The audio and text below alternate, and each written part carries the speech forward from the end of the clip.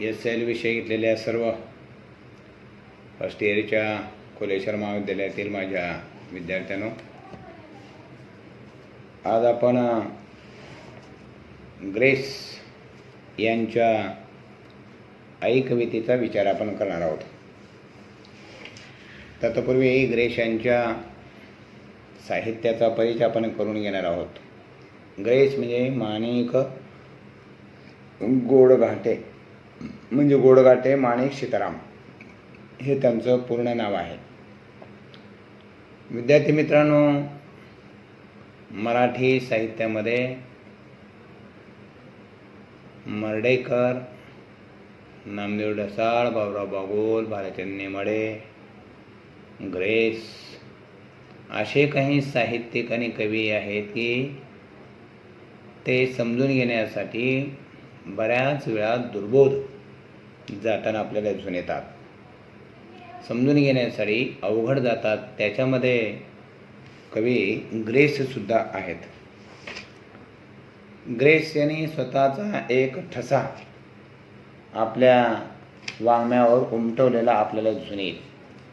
भारतीय भाषांमधील ग्रेसच्या कवितेचं स्थान अत्यंत वेगळं आहे. मराठी कवितेमध्ये ठळक अशा प्रकारचा उठून दिसणारा हा एक कवी आहे आणि म्हणून त्या ठिकाणी कवितेचं आपण काही देणं लागतो. ही भूमिका त्यांची या संदर्भामध्ये आहे. मुळामध्ये नागपूर हे त्यांचं मूळ गाव. त्यांच्या आईचं नाव सुमित्रा.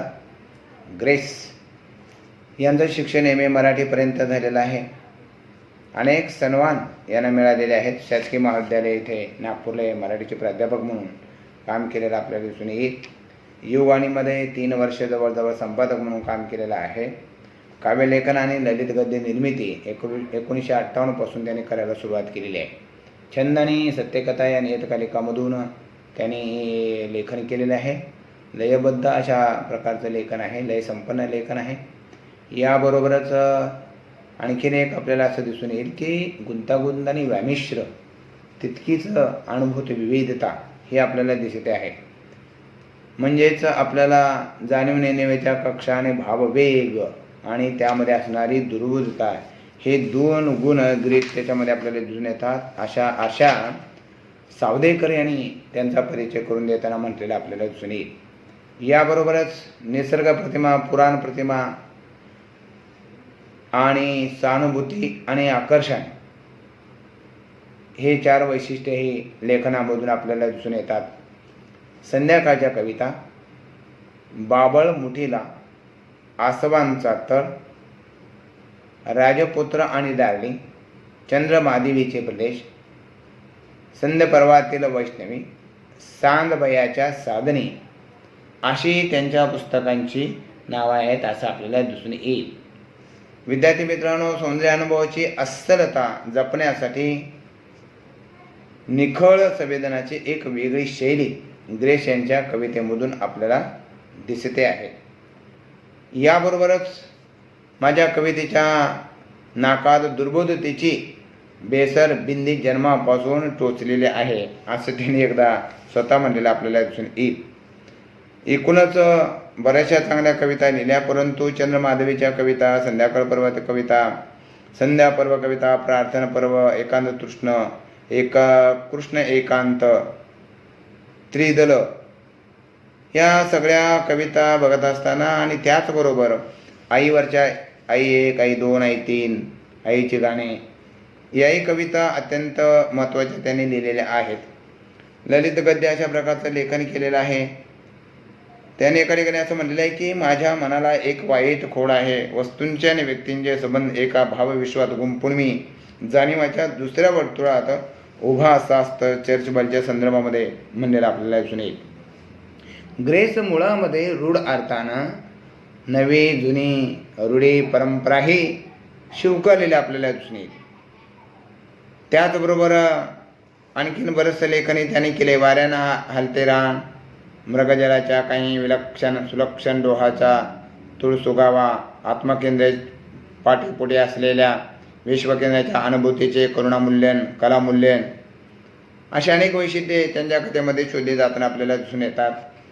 आपण ग्रेस यांच्या आईवरच्याही काही कविता या काळामध्ये चांगल्या पद्धतीनं लिहिल्या गेलेल्या आपल्याला दिसून येतील.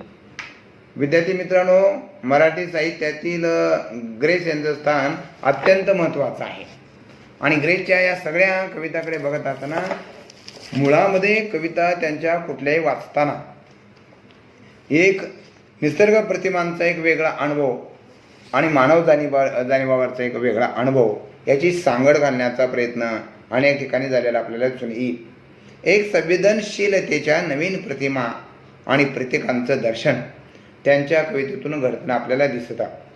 आधुनिक मराठी कवितेचा विचार करत असताना माझ्या कवितेला ओलांडून तुम्ही जाऊ शकत नाही असं म्हटलेलं आहे, ते खरं आहे. आणि पुढे असं म्हणलेलं, ओलांडून जायचं जर असेल तर कवितेला एक प्रदक्षिणा घालून तरी जावंच लागेल. आणि प्रदक्षिणा घालण्याचा एक मार्ग सांदवेळी या कार्यक्रमामध्ये त्यांनी दाखवून दिलेला आपल्याला दिसून येईल. दुसरी गोष्ट अशी की माझी कविता तुकडे तुकड्याने समजून घ्यावी लागते. कवितेत इंग्रजी ओळीच्या ओळी मोठ्या प्रमाणामध्ये येताना दिसतात आणि हे खरं आहे. तुकड्या तुकड्याने ग्रेसची कविता आपल्याला मित्रांनो समजून घ्यावी लागते. आयुष्य नाकारण्याचा आणि शोकण्याचा प्रश्न नसतो.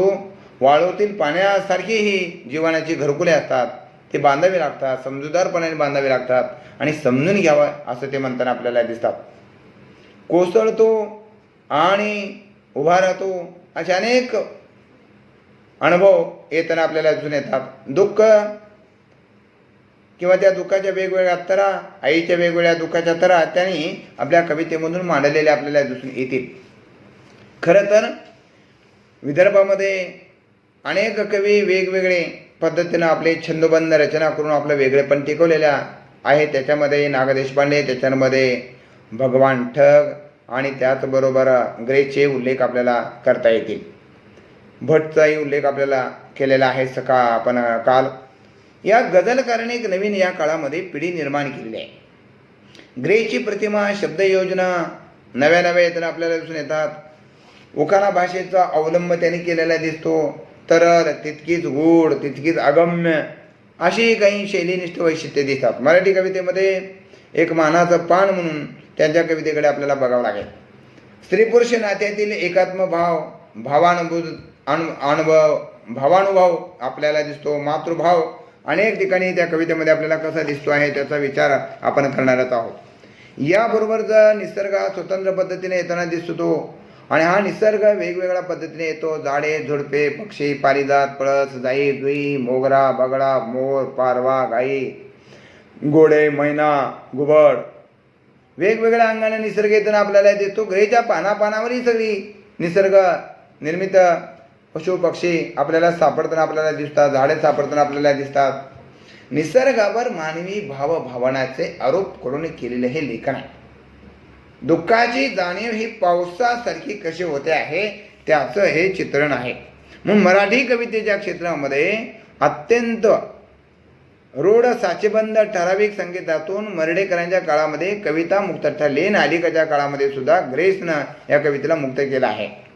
आणि जवळजवळ 1957 पासून ते शेवटच्या क्षणापर्यंत ग्रेसनं कविता लिहिण्याचं सोडलेलं आपल्याला दिसून येत आहे. स्वतःचा एक संवेदन वर्ग, वाचक वर्ग त्यांनी निर्माण केलेला आहे. वाचकांनी त्यांच्यावर सुद्धा प्रचंड प्रेम केलेलं आहे. याबरोबरच आपला वाचक वर्ग त्यांनी निर्माण केला आणि तो टिकवलेलाही आपल्याला दिसतो आहे. वाचक पहिल्यांदा ग्रेसच्या कविता वाचत असताना बिचकतो, भांबवतो. इतकंच नाही तर त्यांच्या कवितेपासून फार दूर अंतरावर सुद्धा उभा राहिल्यासारखा आपल्याला दिसतो आहे.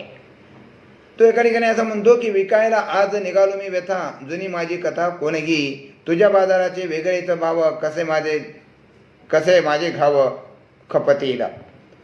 सुरुवातीची कविता आपल्या ग्रेसची कळते आहे, पारंपरिक अशा पद्धतीची कविता कळते आहे. पण नंतरची कविता ग्रेसची मात्र आपल्याला कळत नाही. मला काय कळत नाही, सर्वसाधारण जेवढी कळेल आहे तेवढी मांडण्याचा मी आपल्यासमोर प्रयत्न करतो. मित्रांनो, ग्रेसच्या कवितेमध्ये वाङ्मयीन आणि सांस्कृतिक आणि क्वचित ऐतिहासिक संदर्भ विखुरलेले आहेत. आणखीन एक वेगळेपणा स्त्री पुरुष नात्यातील एकात्मभाव व्यक्त करणाऱ्या काही कविता आहेत. एका क्षणोपोटी तुझा माझा जीव नाही तुझा भाव या कवितेत. आणि तो गेल्यापासून ते हा भाव जपते आहे आणि कस्तुरीच्या मातीवर उभं राहताना आपल्याला दिसते आहे. राजहंशी पावलं अशी वेगवेगळे रेफरन्स वापरलेलेही आपल्याला दिसतात. ग्रेची संपूर्ण कविता एका गटातील एकाच स्वरूपाची भाववृत्ती आहे. एकच एक सूर कवितेतून प्रकट होताना आपल्याला दिसतो आहे. वाचकाला कवितेतील अनुभव विश्व खेचून नेण्याचं फार मोठं सामर्थ्य ग्रेच्या कवितेमध्ये आहे. जे जाणवले ते सहजासहजी गवसणार नाही. एक गूढ एक अबोध आहे, एक दुर्बोध अबोध असा भाव विश्व, त्याचा आस्वाद घेताना अवघड होऊन जाताना आपल्याला असेल. प्रेमाच्या कविता सुद्धा ग्रेच्या आणि अनाकलनीय आहेत, आकलन होत नाही लवकर. याबरोबरच की भोवतालची जी मूळ परिस्थिती आहे तिची जाणीव धुसर अस्पष्ट संदिग्ध होताना आपल्याला दिसून येते आहे. आणखीन एक आपल्याला दिसेल, विविध पातळीवरती आपलं दुःख व्यक्त करत असताना त्या स्मरणाने, त्या आठवणीनं, त्या स्मृतीनं ते उसवून जाताना आपल्याला दिसत आहे. आणि मग उसवून गेल्याच्या नंतर आसवे न कळत बाहेर पडताना आपल्याला दिसून येतात. दुःख पूर्ण हे मानवी जीवनाचा स्थायी भाव येतानाही आपल्याला दिसतो. जीवनाच्या संदर्भामध्ये त्यांनी दुःख नाकारलेलं नाही, ते सहन केलेलं आहे. क्षितिज जसे दिसते तशी म्हणावी गाणी देहावरची, आणि त्वचा अंधळी छिळून घ्यावी कोणी, इच्छा व्यक्त करताना आपल्याला दिसते. म्हणजे ग्रेस दुःखावर प्रेम करतात. जीवनाच्या सर्वश्रेष्ठ रूपाचा असलेल्या माणसाचा केवळ निसर्ग स्पर्शाने तुझ्या माझ्यापासून निघालेल्या दुःखाचा काळोख पैंजनासारखा रुणझुणू करत येतो असं म्हणलेलं आहे. कधी कधी जीवनावर चिडत नाहीत, जीवनाशी विद्रूप जे झालेलं आहे ते रेखाटत नीट कसं होईल याचा प्रयत्न करताना आपल्याला दिसत आहे. जीवनावर नीर अतिशय प्रेम करत असताना ग्रेची कविता आपल्याला दिसते मित्रांनो. याबरोबरच काही आपले स्वप्न गळून पडलेले आहेत, गोठून गेलेले आहेत, त्याचंही चित्रण करत असताना दुःखाची जाणीव हे वैरासारखी येताना आपल्याला दिसत आहे. एकीकडे अस्तित्वाचा शोध आणि दुसरीकडे अपार्थिवतेला जाणून घेण्याची इच्छा त्यांच्या कवितेमध्ये आपल्याला दिसत आहे. दुःखाचा शोध घेणारे एक चिंतन आपल्याला दिसून येते. ही दुःख जाणीव सामाजिक पातळीवरची मित्र आपल्याला दिसत आहे. आणि म्हणून आणखीन हे जाणीव मृत्यूविषयक असणारी ही जाणीव ग्रेच्या कवितेचा एक महत्त्वपूर्ण भाग आहे. दुःखाला जन्म देणारी एक स्थिती म्हणजे मरण असं त्यांची मान्य झाली आपल्याला दिसते. अज्ञानातला केलेला प्रवास म्हणजे जीव घेण्यात दुःखाची सुरुवात असं म्हणलेलं आपल्याला दिसेल. दुःखानुभूतीचं खरं तर अस्सलपणा त्यांच्या कवितेत आपल्याला जाणवेल. आत्मशोधाची धडपड कवितेमध्ये केलेल्या अनुभवाच्या भावनात्मक पातळीवर वावरणारी कविता समकालीन मराठी कवितेमध्ये वेगळी ठरलेली आपल्याला दिसून येईल. आणखीन एक आहे, त्यांच्या कवितेमध्ये एक नाद माधुर्यता येताना आपल्याला दिसते, एक भाववृत्तीची स्वतंत्र लय येताना आपल्याला दिसते. आणि म्हणून ती तरल आणि विलक्षण भाववृत्ती आपल्याला जाणवताना दिसते. आणखीन एक वेगळेपण आहे की काही प्रतिमा वाचत असताना आपण आईची कविता आता समजून घेऊ. आईच्या कवितेच्या पहिल्या 2 ओळी त्या कवितेमधला भाव अधिक गडद व्यक्त करण्यासाठी दुसऱ्या 2 कविता प्रतिकात्मकतेनं वापरलेल्या आपल्याला दिसून येतील. म्हणजे विरोधाभास आहे, समजून घेणं थोडा अवघड आहे. भाववृत्ती एकसुरी आवर्तातून बाहेर पडणं अत्यंत महत्त्वाचं आहे. खरं तर तिला अर्थपूर्णता लाभताना आपल्याला दिसते आणि मग तिला भवितव्य येताना आपल्याला दिसेल. सातत्याने दुःखाचा उल्लेख येतो, दुःखाचा शोध घेते, पण आकारण स्वतः स्वरूप नाही म्हणून तिला फारसं जोलवत बसत नाही. माझ्या मना तुला रे दुःख कुठे कळू दे, पोटात वाळलेली माझी त्वचा धुळू दे. दुःखाचे नाते दुःखावर माया करत असताना ती दिसते आहे. या दुःखाला जोदवत नष्ट करण्याचाही प्रयत्न त्यांची कविता मित्रांनो करत असताना आपल्याला दिसते. चंद्रमहादेवीचे प्रदेशमध्ये 1977 ते जवळजवळ काव्यसंग्रह आला आणि 200 कविता त्याच्यामधून प्रकाशित झालेल्या आहेत. राजपुत्र आणि डार्लिंग संग्रह आलेला आहे आणि 1958ला आषाढ वनातील कविता आलेल्या आहेत. त्याने एका ठिकाणी असं म्हटलेलं आहे की ज्या भाषेमध्ये मी जन्माला आलो तिथेही मी अनाथ झालो, तिथे मला अनाथ वाटत आहे. भाषेचं सावट संपूर्ण कवितेवर पडलेलं आपल्याला दिसून येईल. एकूणच ग्रेसच्या कवितेकडे बघत असताना ग्रेसला प्रसिद्धी खूप मिळाली. नाहीच नाही, त्यांचा एक फार मोठा वाचक वर्ग निर्माण झालेला आहे. परंतु एकूण कवितेकडे बघत असताना ती अनाकलनीय जास्त होते, दुर्बोध जास्त होते. ते समजून घेण्यासाठी फार अवघड जातं आणि म्हणून ग्रेच्या कविता वाचत असताना वाचक बिचकून जाताना आपल्याला दिसतो. शेवटी जन्म आणि मरणामध्ये माणसाला दुःख पचवून जगावं लागतं. दुःखाचा एकच सूर प्रारंभापासून शेवटपर्यंत ग्रीसची कविता व्यक्त करते. बाह्य वास्तवाला दुय्यम स्थान देते आहे आणि अंतरंगातल्या वास्तवाला अधिक स्थान देते आहे. आणि प्रामुख्याने वैयक्तिक दुःखाच्या भोवती ही कविता वावरताना आपल्याला दिसते. आणि वावरत असताना भाषेची पुनर्घटना, पुनर्मांडणी तिला करावी लागते किंवा ती करताना दिसते. कविता पूर्वीच्या संग्रहातील आकलन होताना दिसते, सुरुवातीचे आकलन होताना आपल्याला दिसते आणि नंतर आलेल्या कविता मात्र आपल्याला दुर्बोध होऊ लागतात. त्या कविता काही आकलन होताना आपल्याला दिसून येत नाहीत. दुःख सांगितले की हलके होते. काय म्हणतो ते एका ठिकाणी, दुःख सांगितले की हलके होते, आकर्षक होते, जगून दाखवले की मरून दाखवल्यावर दुःख मिळते. दुःखाकडे बघण्याचे, दुःखाने खरं हो, अति दुःख झालं माणसाने दुसऱ्याला सांगावं कमी होतं. प्रचंड संकट आली, प्रचंड दुःख झालं, कुठं तर रडून मोकळं करावं लागतं.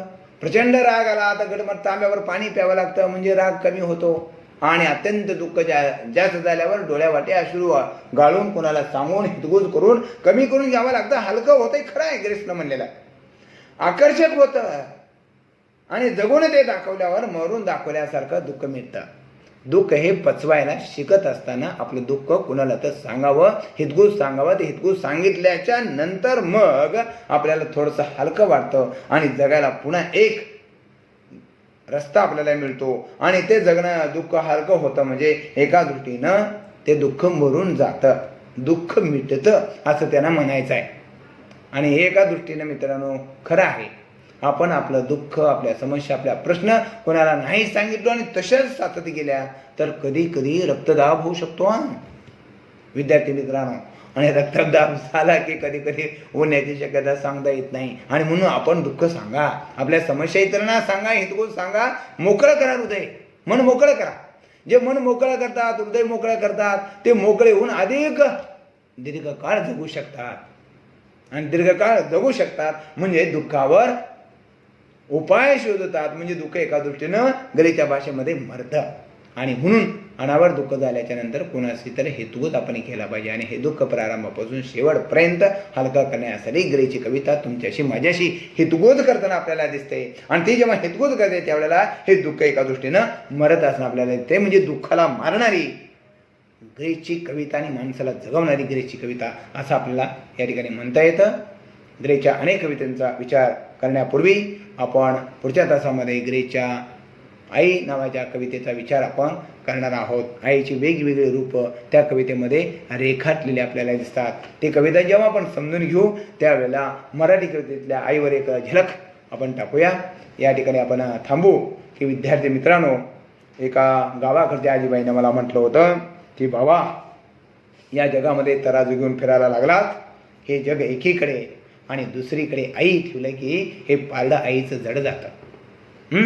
आईचं पारडं तरीही जर उचलत नाही म्हणते, जड जातं, इतकी माया आहे. माझ्या सगर गुरुजीनं एक ठिकाणी असं मला म्हटलेलं आहे मित्रांनो की जो आपल्या आईची आई वडिलांची आणि शिक्षकांची ओळख ठेवतो त्याला जग कळतं. त्याला जग कळतं. कारण जगातले सगळे गुन्हे माफ करून घ्यायला न्यायालय कुठलं असेल तर ते एकमेव आईचं न्यायालय आहे. इथंच गुन्हे माफ केले जातात, त्या न्यायालयामध्ये दुसरीकडे नाही, असं फिल्म शिंदेनं म्हटलेलं आपल्याला दिसून येईल. आणि म्हणून आई ही आपल्या जन्मोची एक शिदुरी असते. ती गेले तरी सुद्धाही आपल्या अवतीभोवती तिच्या वेगवेगळ्या रूपानं ते आपल्या समोर, आपल्या आजूबाजूला ती वावरताना आपल्याला दिसते आहे.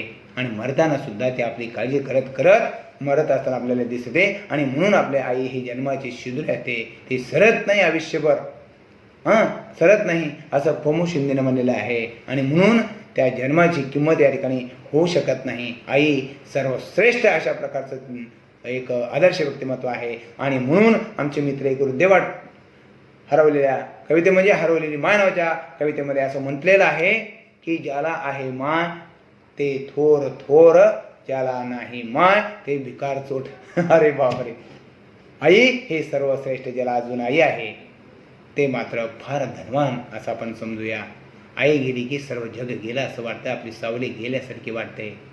तसं आईवरच्या ग्रेसनं सुद्धा लिहिलेल्या कविता, आई होती तेव्हा मला काय वाटलं आणि गेली तेव्हा मला काय वाटलं, त्याच्या मनातले भावांदोलन आपण पुढच्या कवितेमध्ये समजून घेऊ. या ठिकाणी थांबूया.